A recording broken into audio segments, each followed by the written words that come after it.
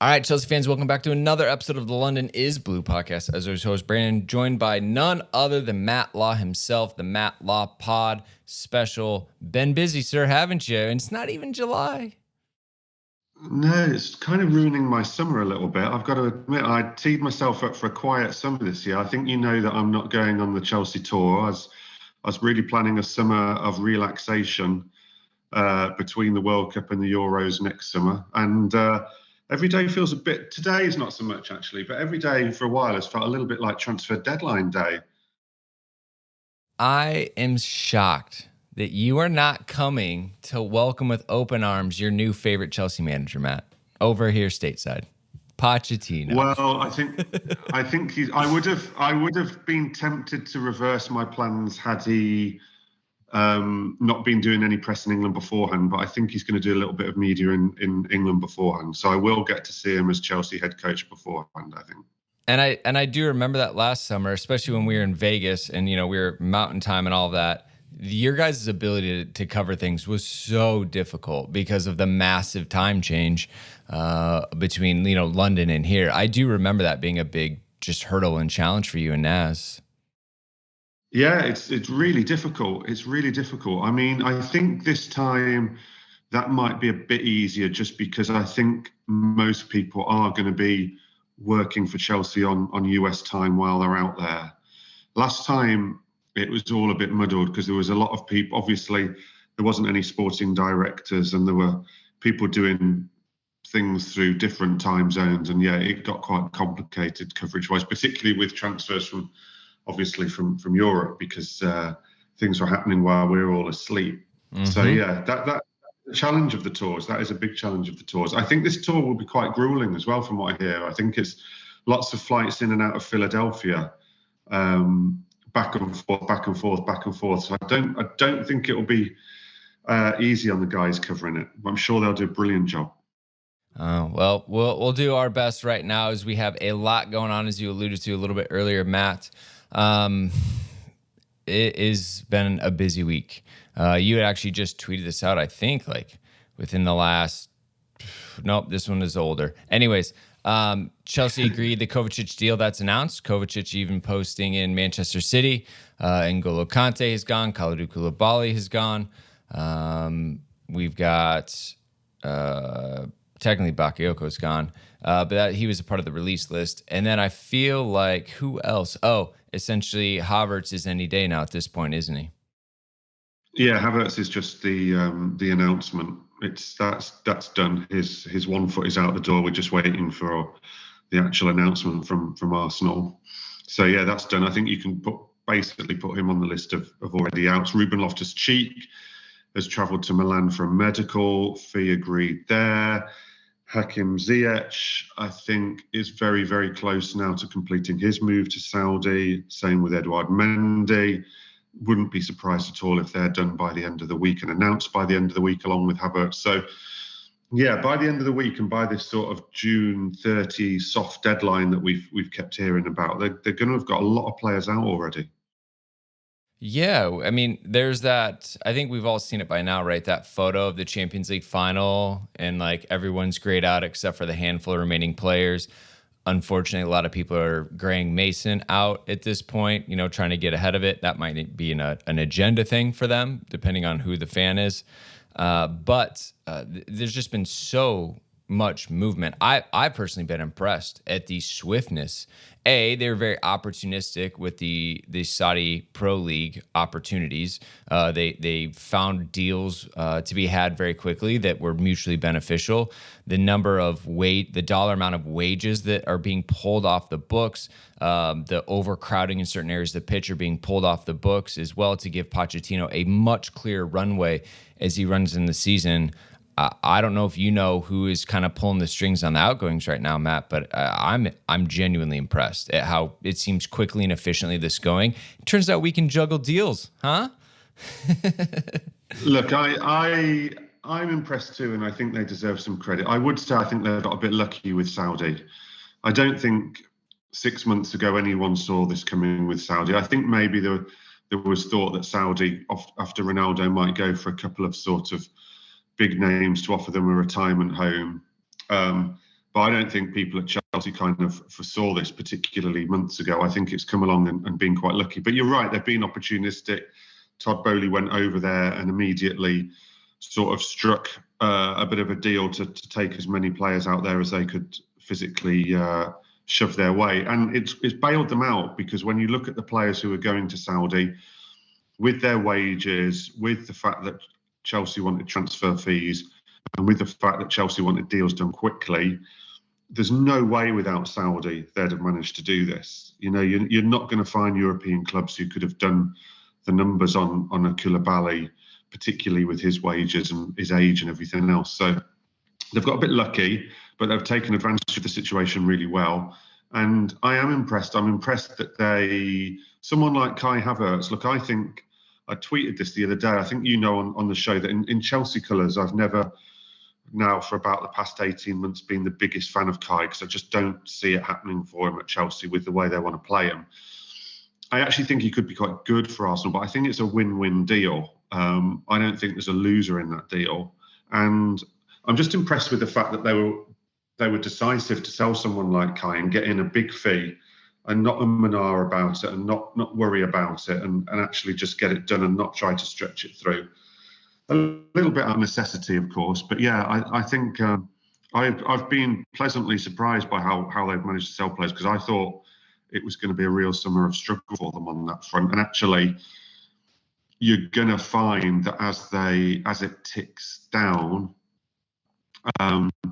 towards when pre-season actually starts, which is next week, the squad's not going to be that, in terms of size, there's going to be a few outliers, but the squad's not going to be that far off in terms of the right size for Pochettino to start work with. Yeah, I think that very fortunate with the Saudi Arabia League, but at the same time, like, did it though, got it done, right? Didn't finesse, didn't haggle, like found a way, made it swift. Obviously, a lot of outgoings the priority right now because they want to, balance the books, as people like to say. We're not in Europe next season, so the European FFP is delayed for a little bit. But obviously, there's long-term success and growth that they want to do. The big boulder, so I guess there's a lot of pieces around the squad that still need to go, and I'll touch on in a second, Matt. But the big boulder is still Romelu Lukaku. Digging his heels, wants to stay in Italy, ideally in Inter Milan. Inter Milan trying to do the loan plus buy option the following season. Chelsea not having it. Chelsea clearly interested in Onana as the goalkeeper, but apparently Manchester United are entering that race now. They want Trevor Chalobah. They want Azpilicueta. Surely these two clubs can find a deal, right? That like works on both sides with all the amount of players involved. I think they will find a deal. I don't think it will necessarily involve deals and players involved in the same deals, although I think there will be some back and forth with players. I think they will find a deal. I think Lukaku will end up back at Inter Milan. I don't know how quickly, but with the best will in the world, nobody really wants him to have to return to Cobham at any point next week or the week after. He's been on some international duty, so I'm not quite sure on the date of his scheduled return. Nobody wants that because everyone realises it wouldn't be ideal at all and could provide some negative energy around a time when the club want to start with very positive energy. I know there are talks this week. I know there was a theory that the second half of this week could be quite key to Lukaku's future. I'm assuming that's with Inter. So, I do think he'll end up there. It might have to be a loan with an obligation, because otherwise you've probably got to sit and wait and see whether Inter can sell an Onana or someone else and bring in the money, and then whether they're willing to do it. So if they want to get this sorted out fast, they might have to agree to the loan with the obligation. I don't think Saudi's fully off the table. I think he hasn't accepted it at the moment. I think if we were to get a lot further down the line in the transfer window and nothing came with Inter Milan, he might still end up going to Saudi. And that's thrown a bit of a spanner in the works for Inter, because Chelsea now have a club who are, it's Al Hilal in Saudi. Chelsea now have a club who are prepared to pay quite a sizable transfer fee for Lukaku to sign him permanently. And so obviously that muddies the negotiations with Inter, because it's not a one club race. And you've got one club, even though it's a place where Lukaku isn't particularly keen on going, they are offering a permanent deal. which checks the box for Chelsea for sure. Very different approach from this ownership group, right? Seems like they don't want to do the loan, extend, loan. They're like, boom, move. If you want to go, like, is it just a Lukaku thing, or do you think this is more of the approach from the club? They seem quicker to just sell players and move on. I don't know. I think we're going to have to see over a few more transfer windows how that plays out, because I do think there's a case of necessity here, which they've got themselves into a situation with the size of the squad that they built through the last two transfer windows. So we're in a stage of necessity. This last summer's transfer window strategy was completely different from the January strategy, which they seem more keen to keep going moving forwards. And now they've got to clear the deck. So I would like to probably reserve judgment there on whether this is how they'll always operate, because I think they're operating from necessity at the moment. But you're right, they talk a lot about not wanting to do the loan. They don't like that model. They've made that pretty clear. Yeah, no, that makes sense. I got you on that one. But we're going to take a quick ad break. When we get back, plenty more of who might be going out yet this week. So thank the sponsors, and we'll be right back. All right, Matt. Well, a few other names. It seems like when Koulibaly left, the defense was almost 100% locked and ready to go. It sounds like the Thiago Silva maybe going to Brazil things have cooled, unless you have something different. Otherwise, Trevoh is the last name that kind of is ruminating around of will he, won't he go, and Inter Milan is who he's connected with. Yeah, I mean, we've spoken about Trevoh before, and I think for his own sake, it would be a good time for him to move if he could get a club. I mean, Inter Milan for Trevoh Chalobah would be a huge move for him. Let's face it, the Champions League finalists, they're going to be fighting for Serie A title for the next few years, you'd imagine. It would be an enormously big move for him, and he would be able to live in the city with Ruben and with Fikayo. Yes, with Fikayo. I forgot his name for a minute there for some reason. But yeah, so it would have a lot of attraction. So that would be really, really interesting. I do think the club would take bids on Trevoh for sure, whilst probably not looking to sort of force him out the door as well, if you understand my meaning. Because though they've got Gusto now, they've got that sort of that versatility covered in the defence of someone who can play, because Reece can obviously play on the right of a back three if Poch ever goes to a back three, which isn't his favoured system anyway. They've obviously got a backup right back, so they don't need a centre back who can move out to right back so much. It feels like it's covered off. I think the starting pair at the start of the season, there's a good chance will be Fofana and Colwill. And then you've got Thiago in reserve potentially, and Badiashile to come back from injury. So, yeah, it would make sense. It would make a lot of sense. Well, obviously, some good memories with him. There's that flexibility because, especially with Ruben going, N'Golo Kante is gone, Mateo Kovacic is gone, Jorginho left in the winter. We've got Enzo in the midfield, people sniffing around Connor. I think it'd be pretty wild to let Connor go at this point. Connor's an interesting situation. Connor's one to watch through the summer, because I'm told that Poch and his staff think that Connor has a lot of qualities that they can work with and that they're quite excited about. But I'm also told it's still not out the possibility that were a very good bid to come into Connor, that Chelsea would consider it, particularly if at that point they'd brought in a Caicedo or someone else. And of course, Connor's wishes come into this a little bit too, and Chelsea's incoming business might relate to Connor's wishes. So I think Connor's a really interesting one to watch over the summer, just because I think he could actually go one way or the other. He could emerge as a real sort of project of Pochettino's, from what I'm hearing. But on the other hand, he could still actually leave. So it's kind of one high to the low, So I think he's interesting to watch. I think you need to factor in Andre Santos into the midfield options, from what I hear.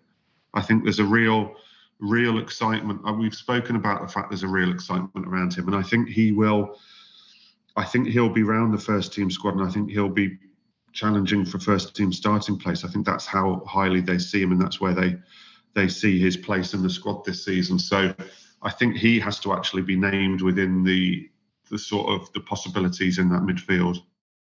Well, I would say great for him. We definitely need bodies, by the way. He is just recently turned 19, Andre Santos. I continue. Zakaria went back on loan.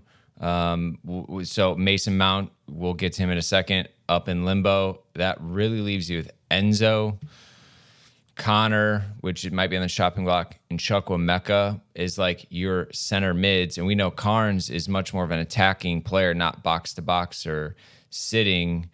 This is going to be an area of massive rebuild in the team, just in general. We've almost turned over the entire midfield this year, Matt. So that is going to be something we have to figure out. I'm just surprised, I guess, that there's so many people potentially going.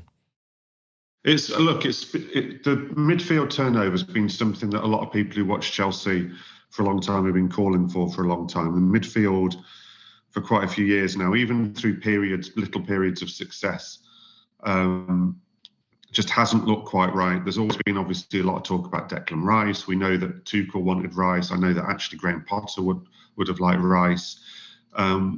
We've known that they've been looking at this area, and that there's been, because of the contract issues and the ages of Jorginho, Kovacic and Kante, it always felt like this day was coming, that there was going to be a massive turnover. I mean, obviously, I think the plan was, I know the plan was to keep Kante. So they'd still like Kante in that mix right now, and Jorginho and Kovacic. So that makes it interesting as to whether it's just Caicedo and then stick with the other options, or whether it has to be Caicedo and even one other midfielder by the time of it. And again, that might feed into what Gallagher does. So, yeah, the midfield is an interesting area, really interesting. And I think maybe the midfield situation has potentially taken the attention away from the goalkeeping area, which you might not be pleased to hear about. But I still think I don't think it's out of the realms of possibility that they sign a goalkeeper. Onana, for whatever reason, who they were strongly interested in, has gone a bit quiet and a bit cold. I know they keep making checks on Mike Maignan at AC Milan. I know that there's been questions asked and discussions on him as recently as the last week or so. So that interest hasn't gone away. I just think the priority of it may have slipped slightly from when Pochettino first came in, and the goalkeeper looked like one of the big priorities. Well, I mean, it's a little bit concerning with as many other teams looking to get into the goalkeeping race. You know, obviously, especially if Manchester United can't figure out what they have, if they want to stick or twist, and some other teams as well. You know, with Edu going, I mean, Gaga, Kepa, and Bettinelli. Is that how we want to start the season? I think obviously, ideally not. You know, so they're going to have to kind of shake out and see what happens. But I think, again, with how much Inter want, I think even AC Milan, there's deals to be done. I think they've way overpriced him, at least publicly, with Maignan, but they've got their own issues, right? In AC Milan, as far as their manager and everything that they're doing as well. So it's a bit of a rocky ship for them. Yeah. What about attackers, just around outgoings here, before we can talk about the incomings? Let's see. Ziyech seems to be all but gone. Kai, like I said, just waiting on the announcement. Anything on Aubameyang? I know you had bits and bobs was the official quote from the last update from you. So Aubameyang, I know they turned down an approach from Galatasaray, who wanted to take over the last year of his contract, with Chelsea still paying a percentage of his wages, and then they would obviously take it from there. Chelsea turned that down. Chelsea still want a fee at the moment for Aubameyang, which they can get from Saudi Arabia. Aubameyang hasn't turned down Saudi Arabia. It just hasn't progressed yet. I think he's still trying to see exactly what his options are. They've obviously dwindled since January, when I think there was some Spanish interest. I think the season he's had has dwindled interest. I would expect him to go, obviously. But yeah, a bit like Lukaku, he's not going to rush into Saudi. B, though, is making it difficult outside Saudi to find too much. And you've got to see whether, once they get into pre-season training, whether Chelsea's stance changes on necessarily demanding a fee for Aubameyang too. Pulisic, AC Milan have been in London when they agreed the Loftus-Cheek fee. There's been some talks over Pulisic. I think they're quite a way apart on valuation over Pulisic. I still think there's a very good chance Pulisic will go. Pulisic clearly wants to go. I think they want to sell him. So yeah, that's still one to keep an eye on. I mean, there's so many. It does make your head hurt when you try and actually think of them all off the top of your head rather than having them all written down and crossing them off. Oh, I've got roster in front of me. All right, I've got Transfer Market looking at this Stay Organized, Matt, because it is a massive amount of players, but it is needed, right? Like there's no doubt about that. With Pulisic, you probably I'd love didn't to watch know. I'd love. Sorry, just to interrupt. I don't. I've tried to look at this, and it would take me hours to do it without an easy tool. But I would love to know what the biggest sort of cull is in Premier League history in terms of a club just culling players. I think Liverpool had quite a big one in maybe Klopp's first summer. But I mean, it could end up the biggest sort of cull of players in Premier League history. I'd have to go back and certainly senior players as well, because I think a lot of the Liverpool ones were maybe kind of a lot of squad players and reserve players. So yeah, I'd just be interested in that. And as I say, there's not an easy resource to find that out, and it'd take me hours to go through it all. Well, I just think we should ask Transfer Market on Twitter, so I'll do that here in a little bit. Pulisic was a man on fire in the Nations League. For someone who really hasn't played, I watched both the Mexico and the Canada matches, and he was sharp, he was fit, and he was motivated. So never bet against a man that is looking for a new home this summer. He's clearly invigorated to make sure everybody knows his potential. And he did it. He had a great World Cup. He had a great World Cup. He looked sensational at the World Cup.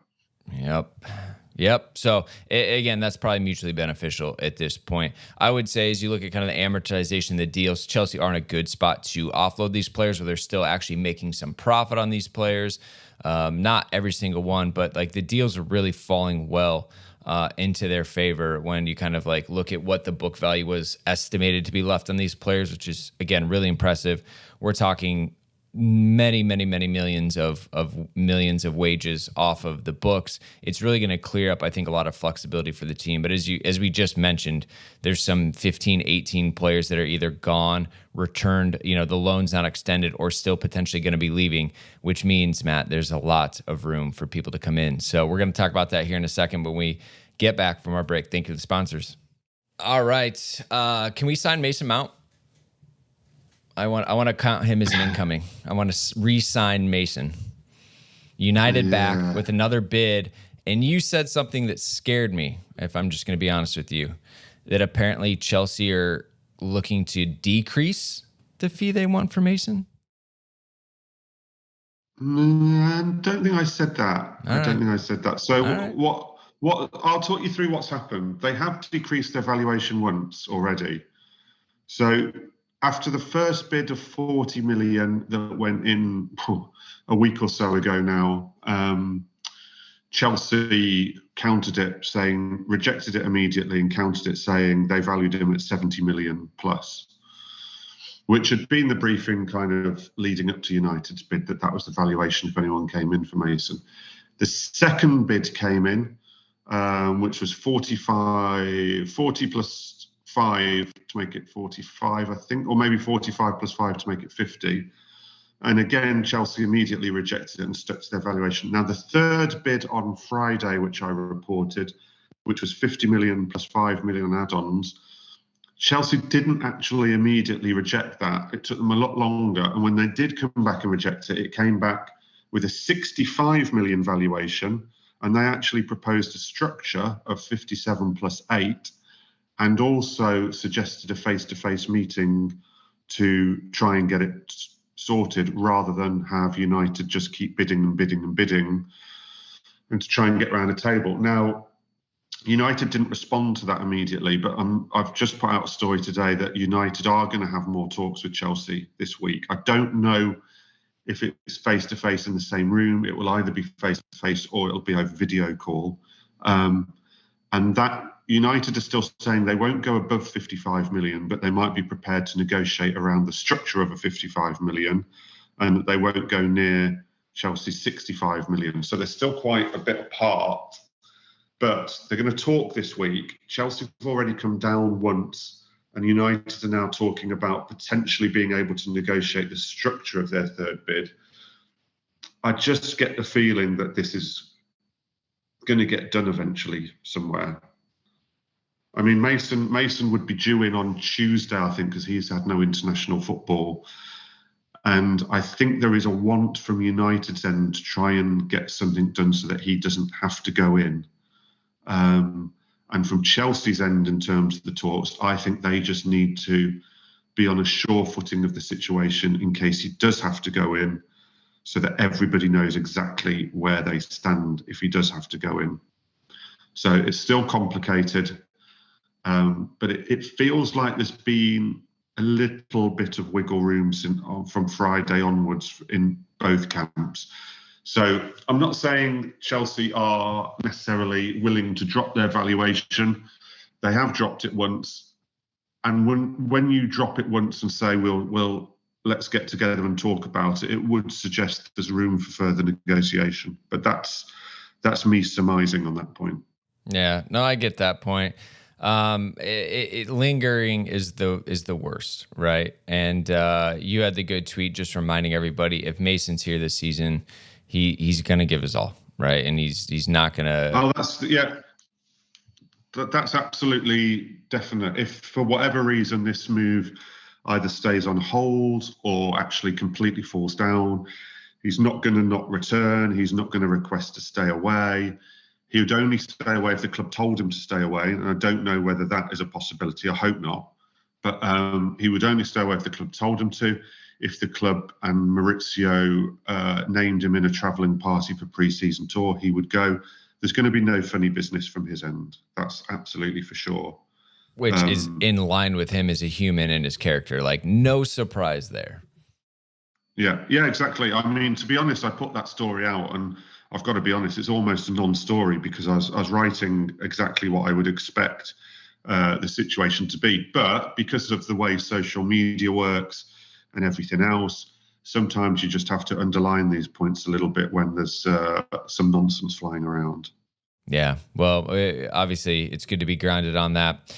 All right, I'm not going to dwell on that because that is not how I want to start my Wednesday. But Moises Caicedo, it sounds like Chelsea concrete interest, feel like a deal can get done. Obviously, we need midfield reinforcements.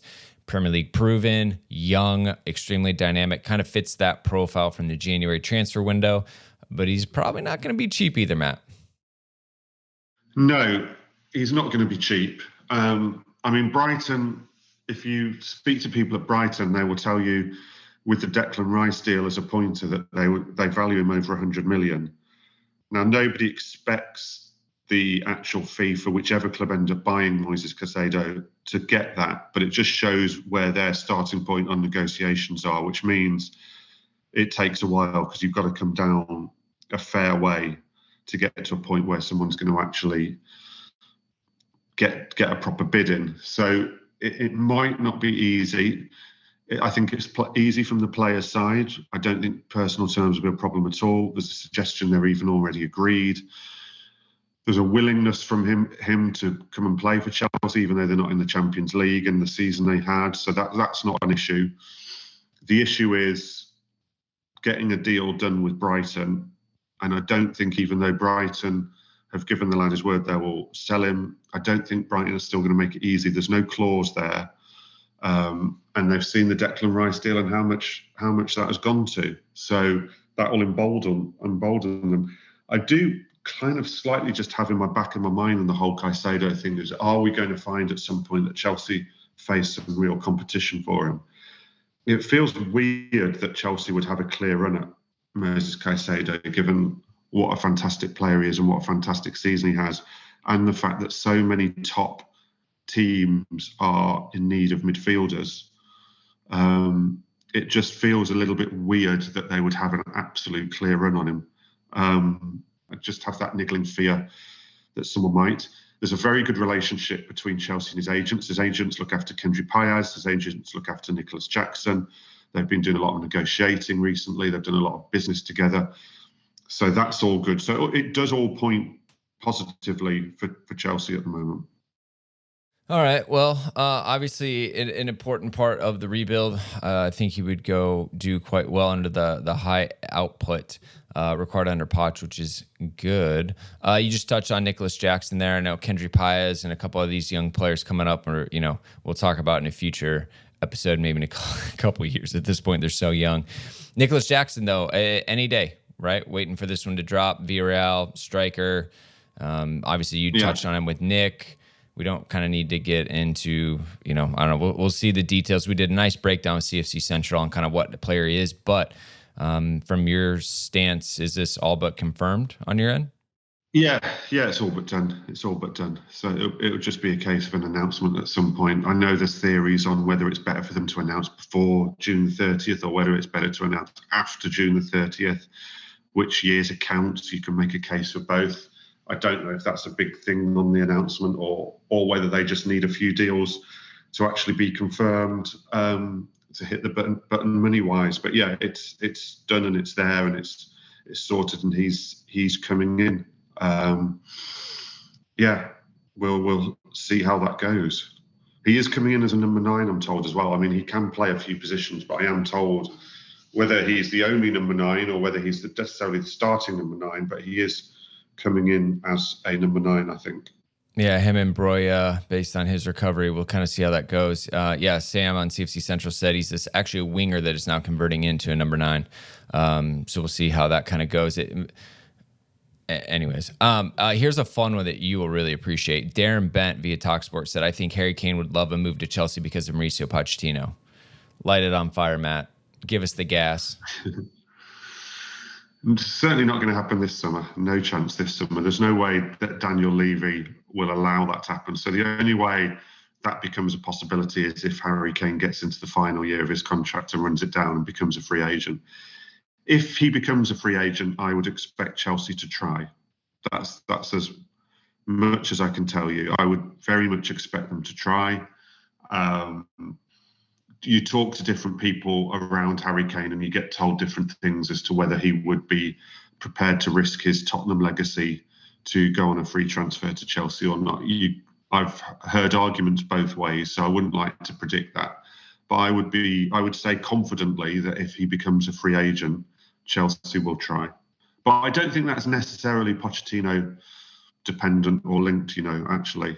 They obviously have a relationship, but I don't think that would swing Chelsea's interest or even necessarily swing his decision. And, a lot would depend. He certainly wouldn't move to Chelsea while they're not in the Champions League either. He's not moving from a club not in the Champions League to a club not in the Champions League. So there's a lot of water to pass under the bridge before we can quite get there. Yeah, no, that makes sense. Like I said, we touched on the goalkeepers coming in earlier, but are there any other kind of like surprise connections you've heard? Obviously, it's been quite quiet because of the focus on outgoings, and maybe they kind of want to see where it settles before they really kind of plant their flag on who they're looking to sign. Yeah, I mean, it will all depend as well on whether, in terms of incomings with midfielders, how much they spend, whether they look for more of a number 2 than a number 1. I just said to you that I know there's a lot of conversation still going on around Mike Mannion.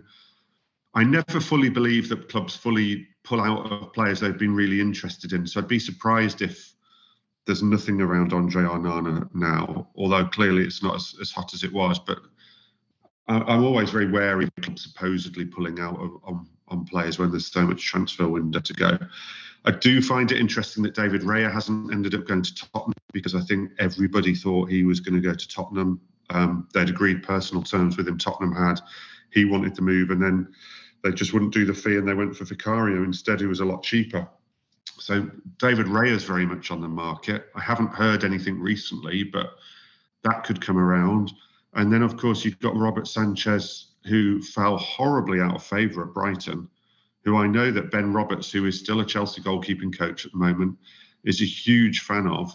Whether a club could get Robert Sanchez on a cheap deal and almost bring him in as a double number 1. This is literally me speculating now. Away from Mannion and Onana, I'm speculating on Raya and Sanchez. But they're 2 goalkeepers who look like they will move.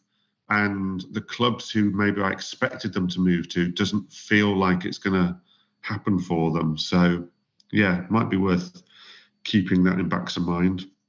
Yeah, absolutely. It's wild out there, kids. Be careful as you look at rumors and what we're connected to. I've seen even Aymeric Laporte from City, which I'm not sure how that would work out. No. We are seeing. There's been some historical interest in him, so I don't know if that's where that's come from. Yeah, City classically, they do deal, but usually it's only to Arteta because of his relationship with Pep. Looks like we're going to sign a Brazilian talent named Angelo from Santos, another one for the future. Neil Bastow getting involved with the transfer market. Love to see it. Yeah, they signed so many of these kids from South America and overseas at the moment that I don't know anything about most of them, quite frankly. Same. Yeah, we'll just trust Neil Bath and see how they go in. We haven't touched on one of my favourite subjects, Carney, at the moment. And it feels like Carney might need a loan move somewhere. He can't have another season like he had last season of barely playing. So Carney is probably one who maybe later in the window, because they can't afford to let him go without midfielders in. He might be something that they look at in his situation later in the window as to whether they're going to sort of do anything there. But I would expect that would only be a loan if they did. Mm-hmm. Well, I opened the door earlier, but he's definitely, I hate to say it, and it's not in a mean way, but he's lower in the pecking order of priorities to keep or move, but it's also because he's super flexible.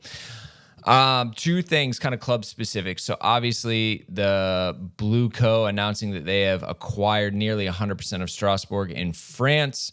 That obviously opens up a lot of different things. Matt, the multi-club model has been activated officially. I don't know if Chelsea have moved under, the UK government structure where they're under Blue Co, but we know that this is Todd Boehly and Clear Lake Capital going after total domination. Yeah, loads of clubs are doing it now. It's not just the traditional top four or top six. My own club, Villa under V Sports, have just bought a Portuguese club not so long ago. They're going to buy more clubs. Newcastle are going to buy clubs. It's going to become really, really common, I think. There's quite a lot of controversy about it over here. There's a lot being written about it in England about whether this is good, not whether it's good that Chelsea do it, whether it's good as a whole, as a global thing that this is happening. And I did see that there was some Strasbourg ultras protesting against Todd Boehly after the sale went through. They're obviously not that happy about it. So it's quite an interesting times with the multi-club. But I do think if you're going to, with what Manchester City have built, if you've got any ambition to at any point match City or beat City or do what City are doing, then it's a route you're going to have to go down to help revenues, to help coaching pathways, to help development pathways, to help global brands, all sorts of things. It's going to become a more popular route for everybody. So it was only a matter of time. As soon as they bought the club, they made it very clear that they wanted multi-club ownership. We've been talking about it for about a year. It was only a matter of time since they started. I think they're looking at Portuguese clubs. I think they'd probably like a South American club if they could get one. You would imagine they'd probably quite like an MLS club at some stage as well within that setup. So, yeah, there's going to be more of it, and it will probably continue to be a little bit controversial. Yeah, well, and understandably, right? And we had a good chat with JJ, to break it down. And like he said, like if you're Strasbourg, you always want to be the top of the multi-club model pyramid. They're not, but they're gonna have access to a lot more resources and actually just cash to sign players and grow. So hopefully it's a net positive. They're continuing to drive this forward. My question is, do you feel like that's why we kind of have 2 sporting directors, 2 technical directors, 16 goalkeeping coaches for all these different players, because they're going to now like kind of spread it out a little bit, because now there's going to be more work kind of under the umbrella? Not on the coaches. It's nothing to do with the coach. But on the sporting directors, I just had to take a shot at the number of goalkeeping coaches we had. I forget now because Christopher Vivell's actual role changed a little bit after he came in. But certainly one of the sporting directors or technical directors have got the global element to their their title. I'm pretty sure they have. And the global element means looking after stuff in the entirety of what is now called Blue Coast. So yeah, for the executive level and at sort of director and technical director level and all that kind of thing, it will mean that work is done by some of them over there, and that will account for the fact that they've got such a big sort of technical staff. But it won't be first team coaching staff like that. It'll be interesting to see just how many, given they don't like the loan model as such, it will be interesting to see how they use these satellite clubs, of whether they use them to loan players or whether they don't use them to loan players at all. And they just, City don't loan an awful lot of players to their satellite clubs. It's more to bring young players into them and then to judge whether they can then move to City or whether they can then move elsewhere to help a revenue stream like that. So, yeah, interesting. Mm-hmm. All right. Well, we'll continue to keep up on this. I'm fascinated by it, obviously, for different reasons. We also talked about the shirt sponsor that seems to go quiet. Also, it wasn't really well received. There was what was it? Where like the Premier League clubs agreed in principle to just essentially stop having gambling shirt sponsors, but it was a voluntary thing, and it was by like 2026 or something. Yet here, Chelsea are looking at stake. I think Burnley have a betting one. 2 or 3 other clubs have betting ones. It seems like the clubs have almost reversed off of their kind of public declaration from last season.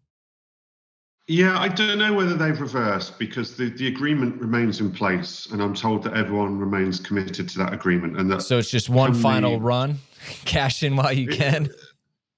I mean, it's pretty much that. And some people will find that vulgar and grotesque, and some people will just accept that is the way of the world, that while you can get the most money, you get the most money. And sadly, and it's more a reflection of society, the most money you can get at the moment from most firms is from gambling firms. I mean, obviously, there are some very premium brands who some of the bigger clubs can get who aren't gambling firms, but sadly, a lot of them are gambling firms that you can get the most money from. My club, Villa's, just got a gambling sponsorship, which I don't agree with either. So it does look like it will be stake. Chelsea haven't confirmed it. If it is stake, it's expected to be some sort of 1-year bridging sponsorship deal, whereby it would give them the capacity to look again over the course of the season, because they've had some problems. They've had a couple of deals fall down, one with a cryptocurrency which could have provided its own controversies, and one with Paramount over the sort of clash over what broadcasters you're allowed to show on your shirt and all that kind of thing. I don't know how far down the line those were, but talks with other companies clearly fell down and left Chelsea in quite a difficult place. Allianz came in, but Allianz offered very, very little money in comparison to what they could. So you were looking at, do you accept half the money that you were getting from 3 and go with Allianz, or do you get pretty much a like-for-like financial offer from a betting company and sort of dance with the devil for a year a little bit? And it looks like that's going, although, like I should say, it isn't confirmed. You would expect we will hear something official quite soon, because 3's sponsorship with Chelsea should run out on June 30th, because that's when it was contracted up to, and we know that they're not continuing. So I don't know on June 30th whether that gets confirmed or whether they just quietly disappear or what. But yes, it should all be fairly clear fairly soon. But a lot of people will be pretty upset if it is stake. And, you know, I think the club are aware of that, and they realise why. And I certainly realise why. But I don't know if those concerns that are being voiced are going to be enough at this late stage to have changed anyone's course, because there might not be another sponsor out there at this stage, quite frankly. Right. They almost need a bridging one, and they're probably going to take the easy deal, which came in that way. The Paramount Plus one would have been fun. It looked good on the front of the kit, but, you know, Premier League blocked it, is kind of our understanding. Too much conflict with NBC's US streaming rights and probably other streamers around the world. Yeah, I mean, people have got very annoyed at the Premier League about that, and I can see why. But also, Chelsea should know the rules. And wasting a lot of time on negotiations with Paramount, I don't think looks particularly clever. They should know that they should know which companies are going to get through and which companies aren't going to get through. And I don't think it's a surprise that company wasn't going to get through. So while I understand the anger at the Premier League over allowing betting sponsors and not a paramount sponsor, I do also think maybe Chelsea have wasted a fair bit of valuable time on something they should have really known was a waste of time. I agree. I wasn't the least bit surprised, but our group chat was a fun discussion going back and forth about that. So, yeah, a lot's going on. I'm sure we missed something. Anything top of your head, Matt, that we missed? That stood a out lot is going on. I was trying to, as you were talking then, I was trying to think, is there any other business? I mean, we should mention the fact Pochettino starts work on Monday.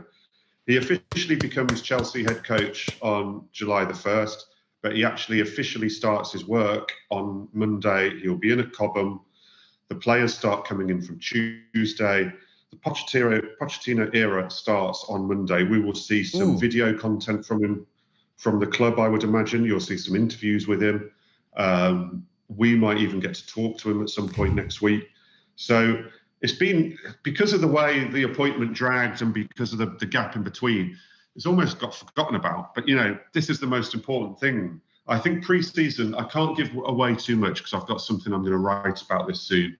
I think pre-season could look quite interesting for Chelsea under Pochettino. They think outside the box as people do. And I think there's going to be a few interesting things imparted on pre-season, which I think people will be pleasantly surprised about, actually. I can't wait. Obviously, links to Matt's social in the description. When you said that, it made me think, oh, man, what did you make me think of? Starts on Monday. Oh, we had too many cooks in the kitchen at Cobham last season. Graham Potter had to take like an office in the annex. He got extended. Any idea where Poch is going to be? I figure he's the guy who wants the window overlooking the training pitch office. I mean, that's his vibe. Yeah, I'd have thought that's his vibe as well. I don't actually know, but I don't think he'll have any problems with his office. I don't think they ended up building any more lockers or changing rooms because I think they decided, quite rightly, that the solution was not to build bigger locker rooms and dressing rooms. The solution was to bring the size of the squad down. And as we've spent a long time talking about, even with some outgoing still to be done, that size of the squad has come down. So I don't think that Pochettino is going to have problems with people having to change in corridors and things like that. I think that will all be okay. The players are coming back in tranches as well. There'll be a first tranche from Tuesday, people who haven't had any international football at all. And then depending on how much international football and when the international football was, it's dribs and drabs from there. And as you well know, it's all working then towards flying to the States on July the 17th.